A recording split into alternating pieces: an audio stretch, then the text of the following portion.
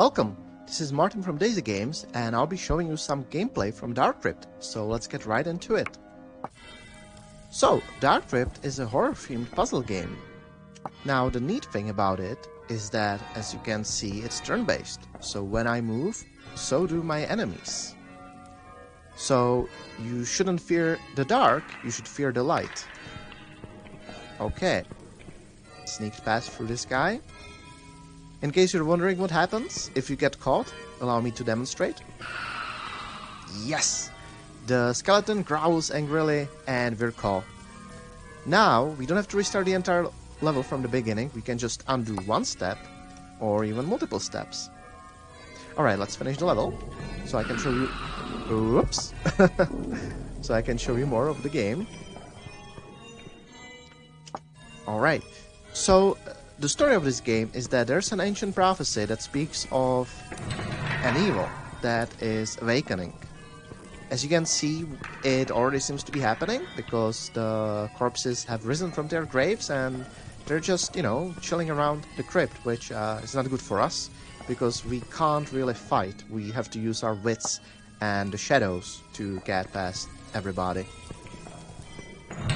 Alright, now I have to be careful. The gates are down, so the enemies can see through them, so I have to be a bit more careful about how I move. As you can see, using the lever counts as a move, so I can't go back the way I came from. I have to take a different path. Alright, let's get past these guys. Now, one thing I want to show you is how the story is presented to you. So, as you can see, you can turn tutorial or story off on, however you prefer. The story is pretty great, so I'd recommend it, but in case you're playing through multiple times through the game, you maybe just want to enjoy the levels. Okay, so let's turn it on. And this is how the story is presented.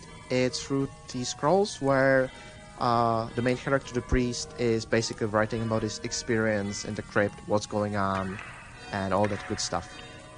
It gets quite spooky later on, so it's pretty neat. Alright, let's just turn that back off, so that I can show you purely the gameplay and not too many spoilers. Spikes! Alright, you gotta be careful here. Because if we're not, this is what happens. Nice. Alright, let's do this for real.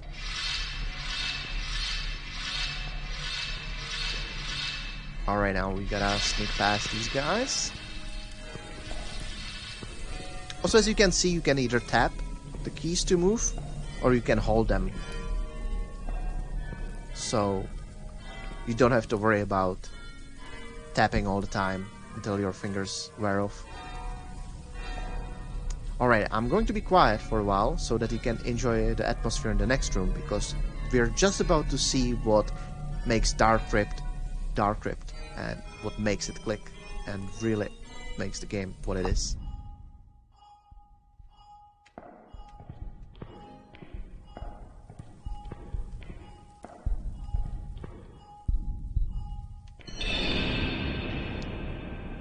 Alright, so we just picked some cross that doesn't look exactly normal. There's some questionable dark green slime dripping off, and if we check out what the priest thinks about it, it doesn't give off the most pleasant feeling ever, so let's hope it's not something bad. We wouldn't want that. No way. Now, this allows us to teleport. So, we place it down, and then we can just teleport back to it. And this is how we create your own timings, because before we couldn't move past this guy, he would always spot us, and now we can move past. Alright. Oh!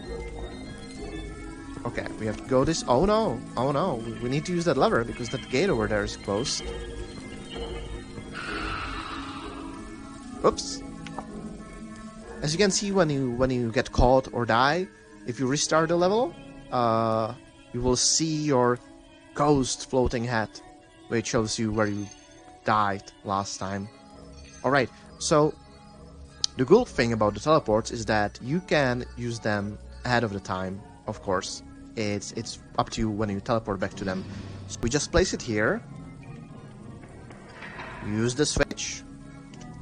And now we can move through. Easy. Alright. Now this is a cakewalk. Nice. The thing about the teleporters is that you can place them wherever you can move. Even on top of spikes. So we place it here.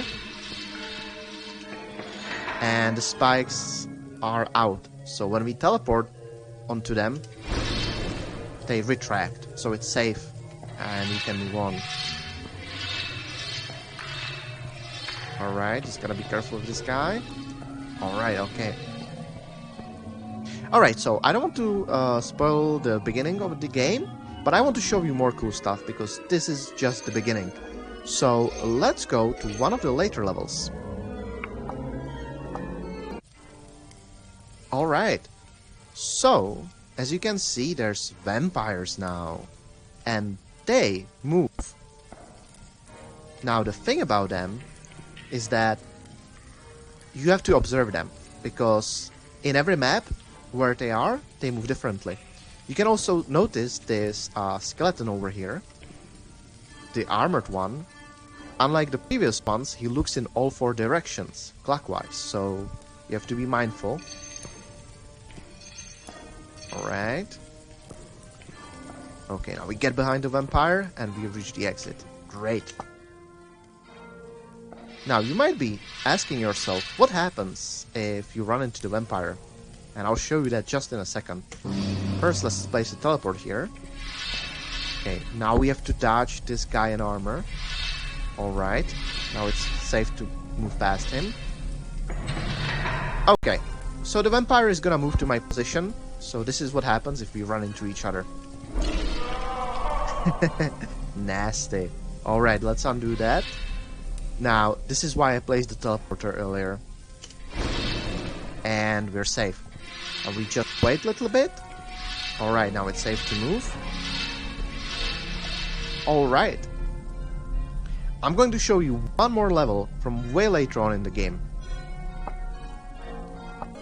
Alright. So there's many new things in this level. So let me just explain step by step. Those blue flying skulls are lost souls. And the thing about them is that they only look in a single direction. So we have to be careful about how we approach those. Thankfully, there's these vases that we can push. There we go. So we block this one. We push this one further so we have more space to maneuver. And this yellow potion makes us invisible for 6 turns. As for these soul gems, when you break it, the lost soul that's linked to it dies. Alright. So yeah, as you can see, there's a bit of Sokoban DNA here. Alright, that was Crypt. Thank you very much for watching. And if you like what you saw, please wishlist the game on Steam.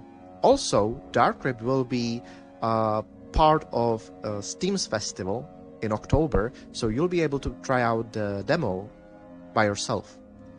The link for the game is in the description. Thank you very much for watching, and have a good day. Bye bye.